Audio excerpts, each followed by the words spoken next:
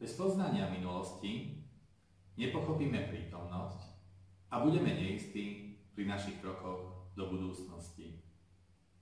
História obce Kružlov je rozmanitá, pestrá a rozsiahla.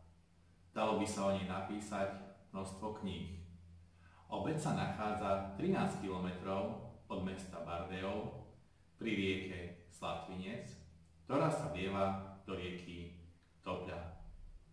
Nachádza sa na rozhraní Ondavskej vrchoviny a Čergovského pohoria. Prvá písomná zmienka o obci je z 15. storočia z roku 1460, kde v liste Pinka sa uvádza o údajnom spustošení všetkých domov a kostola. Z toho je pravdepodobné, že obec už bola aj pred rokom 1460.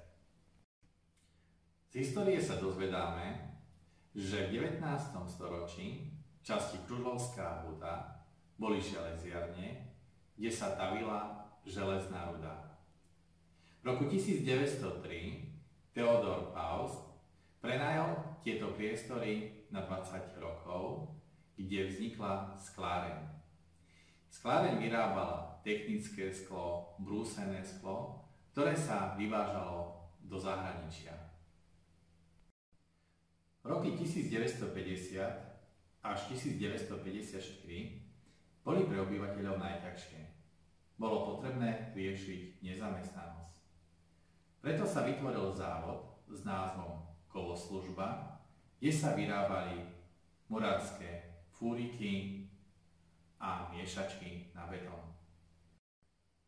Druhým priemyselným závodom bola Piloimpregna. Piloimpregnu začal budovať Vicher, ktorý si priviedol aj svojich rodinných príslušníkov Čiech, ktorí mu robili majstrov a pomáhali viesť celú túto firmu. Vyrábali sa tam drevené hračky, kuchynské, náradie, drevený záhradný nábytok. V obci sa nachádzajú dva kostoly. Grécko-katolícka cirkev, ktorá bola postavená v roku 1822, a rímsko-katolícky kostol, ktorý sa nachádza v časti Kružlovská huta, bol postavený v roku 1947 až 1950. Obdobie výstavby bolo zaznamenané v 60. až 80. rokov.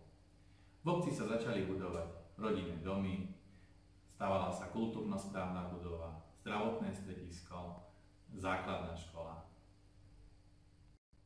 Popri raste a zveľaďovaní obec pamätá aj na tienisté stránky. Naša obec zažila úplne všetko.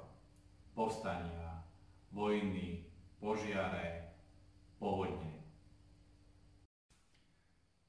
Ako bolo spomenuté na začiatku, história obce Kružlov je rozmanitá, rozsiahla a pestrá a dalo by sa o nej napísať množstvo kníh.